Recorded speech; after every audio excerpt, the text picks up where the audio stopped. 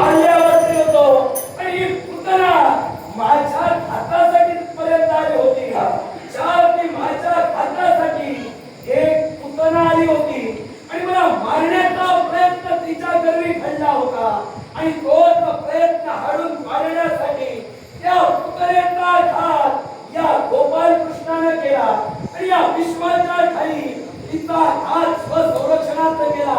पुतना माझ्या घाताचं कारण करणं होतं म्हणून समस्त स्त्रियांचा घात मी केला नव्हता. मी तुला मगाच म्हणालो मी तत्व घात अपुष्टात आणतो आहे. त्या विश्वाच्या पाठीवर असणाऱ्या कुमारिका कन्या माझ्या सदा मृत्यूचं कारण ठरली आणि म्हणून माझं चाललंय. मग तुम्ही तुमच्या मृत्यूसाठी करू शकता पण मी करतो नाही. जर तुझा ज्या कन्येचा मृत्यू होता आणि त्या कन्येने तुझ्यावर ठाव करण्याचा प्रयत्न केला होता निश्चितच प्रतिकार करण्याचा रक्षण तुला होतं आणि या विश्वाच्या काही प्रत्येकाला स्वतःच्या जीवाचं रक्षण करणं हा धर्मशास्त्राचा नियम होय. धर्मशास्त्रामध्ये कुणी स्वतःच्या जीवनाचं रक्षण करू शकतो पण तू करतोय ते विरुद्ध होय. कारण तुझा आज या कुमारिका होता हे तुला ज्ञान आहे पण कोणत्या स्त्रीला होणार आहे तुला ज्ञान नाही. मग ते शोध आणि त्या स्त्रिया शोधण्याचा पुढे माझ्या नेत्रावर मरण येणारी जर का मी साऱ्या कुमारिका कन्या संपवला मला मरणाची भीती राहणार नाही आणि पुन्हा हे धार्मिक करतोय आणि देवाचं बंद करणार हे तू स्वप्न पाहतोय जे या विश्वाच्या ठाई कदापि सत्य होणार नाही.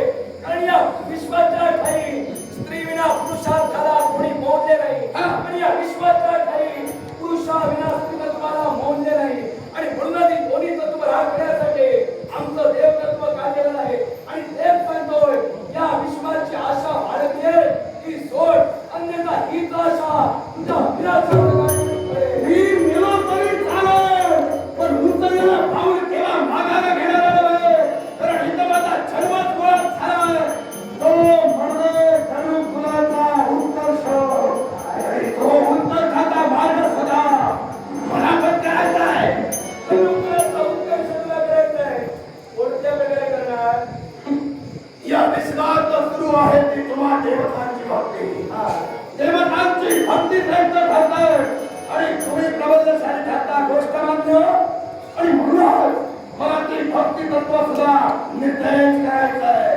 आतापर्यंत कित्येकाने भक्तीतत्व बंद करण्याचा प्रयत्न केला जाणतोय ना.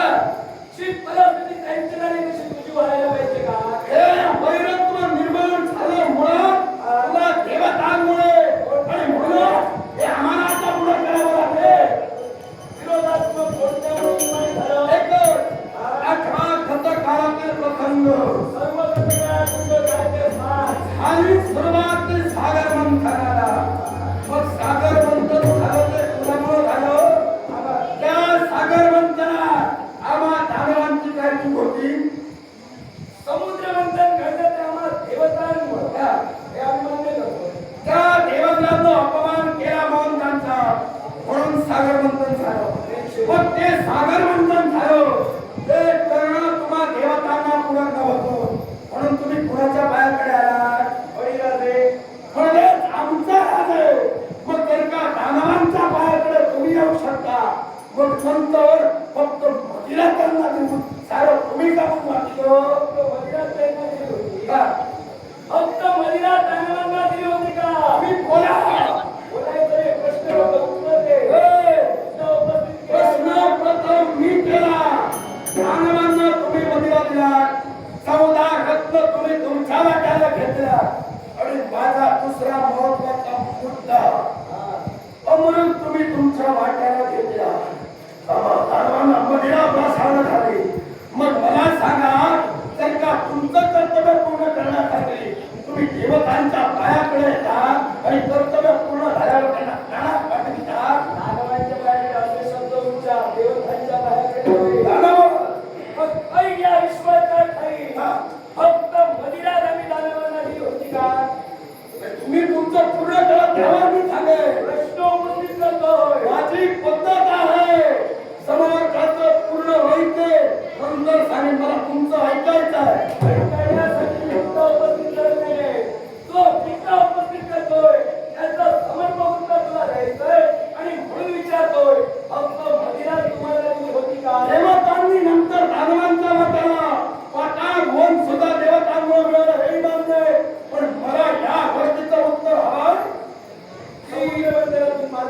मी बोलता बोलता बोलून गेलोय. समुद्र मंथनानंतर मदिरा आणि मदिरेनंतर पाताळ भुवन सुद्धा देवतांमुळे मिळालो. सागर मंथनात मिळालं सगळं तेव्हा मिळालं आहे. काय बोलतो याचं भान ठेव आणि ते बोलण्यासाठी तत्पर हो. माझा मुद्दा उपस्थित केला म्हणून माझा प्रश्न उपस्थित झाला. कारण प्रश्न माझा कोणता असेल? लक्ष्मी, कौतुक, पारिजात आणि कसुरा, हनुमंतरी, चंद्रमा, रंभा आणि ऐरावत, विष आणि अमृत, कामधेनु, शंख आणि धनुर अशी 14 आणि कामधेनु अशी 14 रत्न या समुद्र मंदिरातून बाहेर आली. ही रत्न कोणाची होती? आम्हा देवतांची. अर्थात ते समुद्र मंथन घडावून आम्ही तुमचं सहकार्य घेतलं. 4 भागवांचं सहकार्य घेतलं. तो बळीराजा कसा होता? दानशूर. दानशूर होता ना? आणि तुमच्याप्रमाणे होता भक्तिबंध करणारा? आम्ही भक्तिबंध करणं त्यासाठी झालो.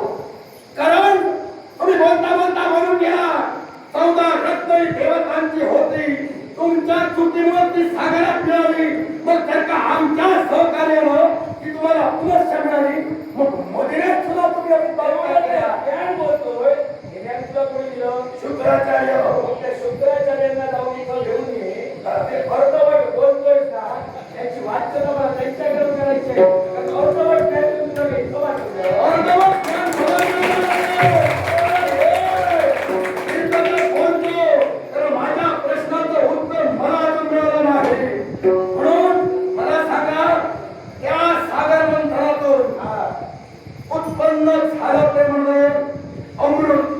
मग त्या अमृताच्या वाटणीने तुम्ही काय केला? काय केलं? धर्मज्ञ धर्म, धर्म केलं मी पुढे सांगतो. काय केलं तू सांग. धर्म की अधर्म तो सांगा. धर्म केला. धर्म केला. मला सांगा, सागर मंथनातून उत्पत्ती झाली म्हणजे अमृताची.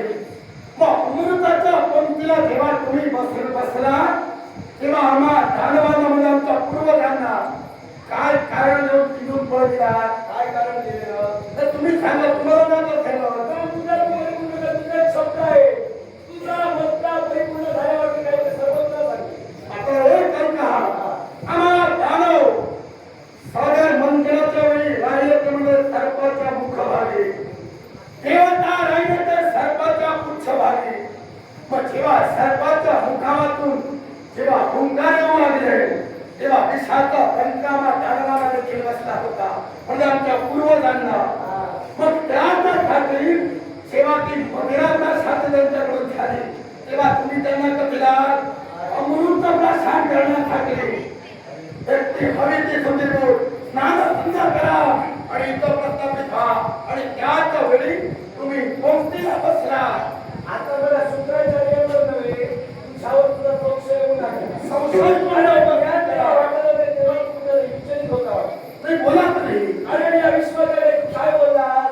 सुचिरभूत व्हावे असं मी बोलतो. असा नारायण बोलता होता का? तुम्ही बोला तरी. कारण मी माझा मुद्दा उपस्थित केला. मला तुमच्या मुद्द्याचं उत्तर हवं. मुद्दा जर उपस्थित करायचा असेल, पूर्ण ज्ञान घेऊन मुद्दा उपस्थित करा. मी केवळ अर्धवट ज्ञान घेऊन बोलत नाही.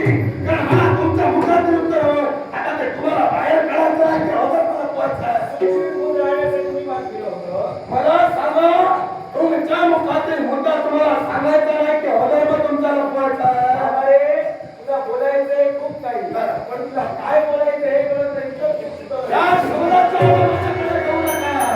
मला तुम्ही हे सांगा, तुम्हाला नेमका मुद्दा सांगायचा नाही की अधर्म लपवायचा आहे? मला तुमचा सांगायचं आहे. पण तू तसा जर समर्पक बोलला असता ना, समर्पक मुद्दा मी तसाच केला असता. तू काय चुकीचं बोलला? मी सुचिरभूत राहण्यासाठी देवतांना पाठविलं. हे तुझे शब्द खोटे. दानवांना पाठविलं. मानवांना पाठविलेले शब्द तुझे खोटे होते. कसे ते सांगतो? ज्यावेळी अमृत समाधी मदिरा, मग मदिरा कोणी मागितली? कुंभ पाहून दानवांनी. याला सुद्धा कारण होतं ते मगच दिलं. कारण दानव जे होते ते सर्पाच्या मुखभागी, सर्पाच्या विषामुळं दानवांना जबाबदार होतं. आणि याचा क्रम दूर करण्यासाठी त्यांनी प्रथम मदिराही मागितली होती. ज्यावेळी त्यांनी मदिरा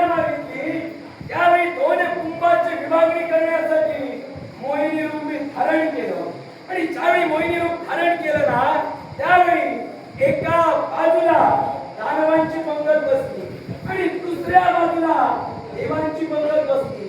सर्वप्रथम दानवांना मदिरा वाटण्यासाठी मी तत्पर झालो आणि तदनंतर आम्हा देवतांना अमृताचा कुंभ घेऊन अमृत वाटण्यासाठी मी तत्पर झालो. मी कुठं असं बोललो नाही तो सुचवून राहून द्या म्हणून कळलं. हा तुझे कोणता शब्द खोटे असे ते तुला सांगितले. संपूर्ण तुमचं विधान झालं खरं. त्या देवतांच्या पंक्तीत तुम्ही अमृत वाढला. मग मला सांगा तेच दानव जर अमृतासाठी ठरतात मग तेव्हा अमृताची मागणी सुद्धा तुमच्याकडे होती. समुद्र मंथन तुमच्यामुळे झालं हा गैरसमज मध्ये धरू नका. अरे या विश्वाच्या काही समुद्र मंथनासाठी वासुकी सर्पाची दोरी मेरू पर्वताची रवी केली. पण ज्यावेळी मेरू पर्वत समुद्राच्या मध्यभागी उभा केला तो स्थिर राहत नव्हता. तो समुद्राच्या तळाशी जात होता. पण तो स्थिर राहा म्हणून समस्त देवतांनी वैकुंठीच्या नारायणाचा धावा केला अर्थात माझा धावा केला. आणि त्यावेळी मी अवतार धारण केला तो कुर्मा होता अर्थात कासवाचा होता आणि स्वतःच्या पाठीवर तो मेरू पर्वत स्थिर केला. आणि ज्यावेळी समुद्र मंथनाची घुसळण सुरू झाली आणि दोन्ही बाजूने ओढाताण सुरू झाली त्यावेळी क्षणभरासाठी मला निद्रा येऊ लागली. आणि त्या निद्रेच्या वेळी माझा श्वास मी ज्याच्या वेळी माझा श्वास आत घेईल त्यावेळी समुद्र मागे खेचला जाईल आणि ज्याच्या वेळी मी श्वास सोडेल त्यावेळी समुद्र आपली मर्यादा सोडून जरा पुढे जाईल. याला विश्वास धरती आणि ओटी म्हटलं गेलं. आणि हीच धरती आणि ओटी या धरती ओटीची किंमत तुम्हाला कळली नाही म्हणून एका बाजूला तुम्ही बसला दुसऱ्या बाजूला देव बसले. मला सांगा तुम्ही बोलता बोलता मुद्दा उपस्थित केला भरती ओहोटी कशी झाली. तुम्ही बोलता बोलता तुम्हीच म्हणाला हे सागर मंथन झालं ते निव्वळ देवतांमुळे असं तू म्हणू नको. त्याचं मी स्पष्टीकरण देतो ते मला मिळालं नाही. काय ते तुम्हीच बोलता बोलता बोलला की सागर मंथन झालं फक्त देवतांमुळे असं म्हणू नको.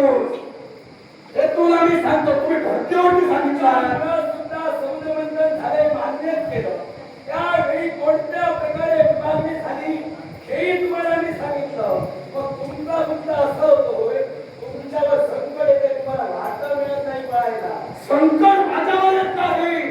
जेव्हा तुमच्या काळाचं पंक्ती आमचाच एक पूर्वज स्वर भांडून जाऊन बसला का तर त्यात अमृत कुंभात कुठेतरी आपला सुद्धा वाटा असावा का तर तो सुद्धा गरुडाच्या अवतारासाठी मग त्याचा घात तुम्ही केला.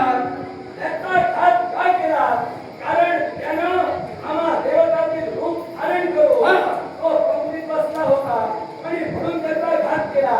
पण त्याचा घात केला पण ज्यावेळी त्यानं अमृताचे काही देव स्वतःच्या मुखात ठेवले आणि ज्यावेळी मी अमृताची विभागणी करत होतो त्यावेळी माझ्या हाती पळी होती आणि तीच पळी सुदर्शनाच्या आवाहन त्याच्या दिशेला फेकली आणि त्याच वेळी त्याचा जीवनशेष झाला. त्याला घात केला असं म्हणत होता तो जिवंत राहिला. तो जिवंत राहिला पण तदनंतर त्याचं सर्व स्मरण तत्व नष्ट झालं. पण मला सांगा तुम्ही म्हणता देवतांच्या बाबतीत तो रूप घेऊन बसला मग त्यानं तो धर्म केला. मग त्याला मारण्यासाठी तुम्ही मोहिनीचा अवतार धारण केला. मारण्यासाठी लोक घेतलं असं म्हणू नको. मी प्रथमच बोललोय मदिरेच्या आणि अमृताच्या विभागणीसाठी मी तो धारण केलं होतं. हे रूप चंद्रानं ओळखलं आणि तुमच्यापर्यंत गचलं. मग त्याला मारण्यासाठी तुम्ही मोहिनी अवतार धारण केला. चंद्रानं ओळखलं होतं आणि कोणी त्याला ओळखलं नाही. मग तुम्ही जर ओळखला होता मग तेव्हा तुम्ही त्यांना काढून शब्दात नाहीये. मी तुला काय विचारलं एका चंद्रानं ओळखलं होतं का? चंद्र चांगलं थोड किलोमीटर ठेवलेला मग त्याच वेळी तुम्ही त्याला मारला. माझं म्हणणं आहे तर तुम्ही आमच्या पूर्वजांनी मारे रूप घेतलं म्हणून अपराध झाला. मग तुम्ही सुद्धा रूपच घेतला त्यांना मारला आणि त्याचा आता प्रतिशोध एकालाही सोडणार नाही. त्यांना मारण्यासाठी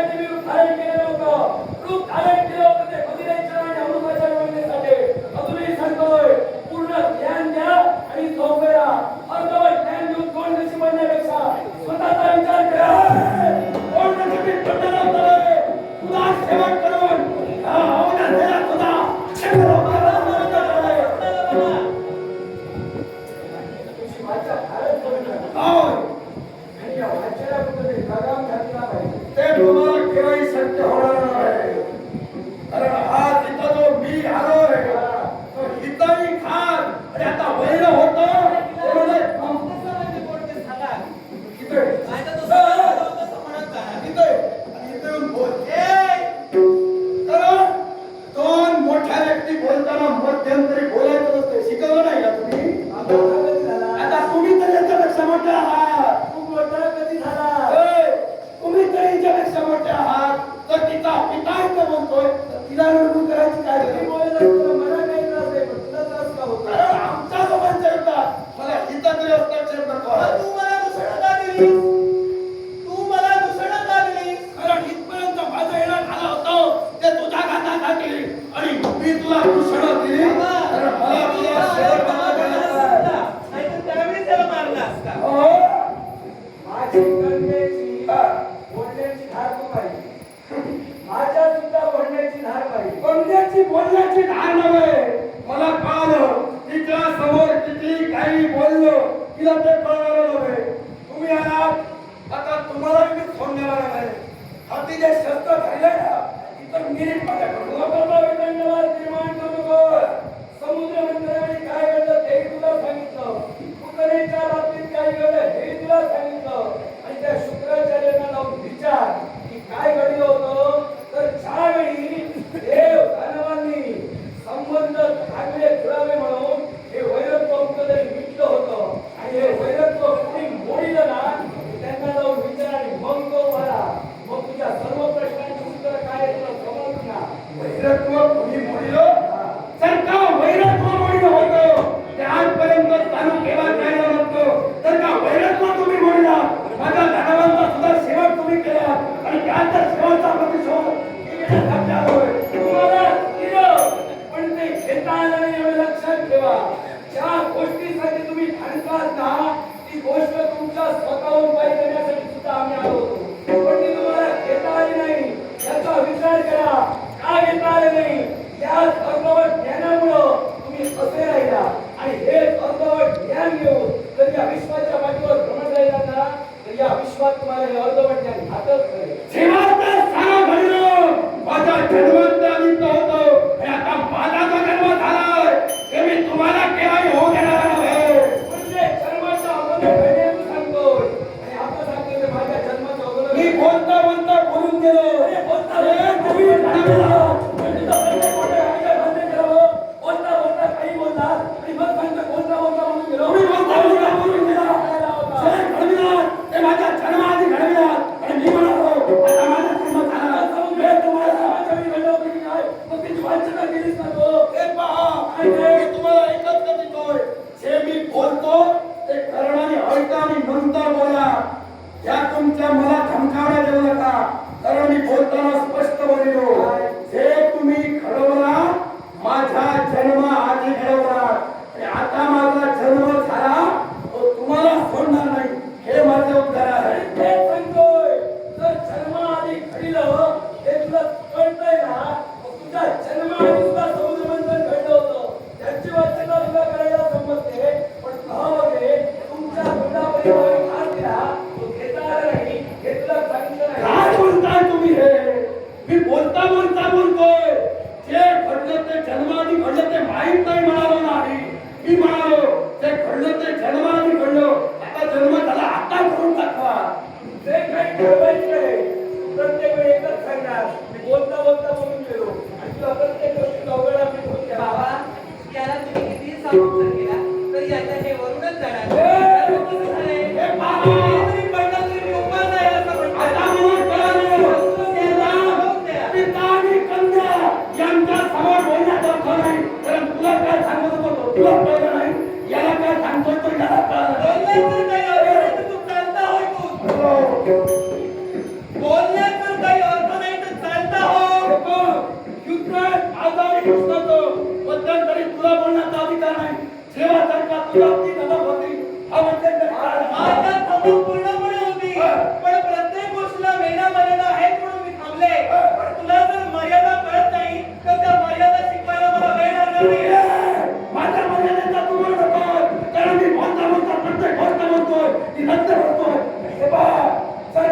परत तुम्ही माझ्या हात मध्यंतरी केला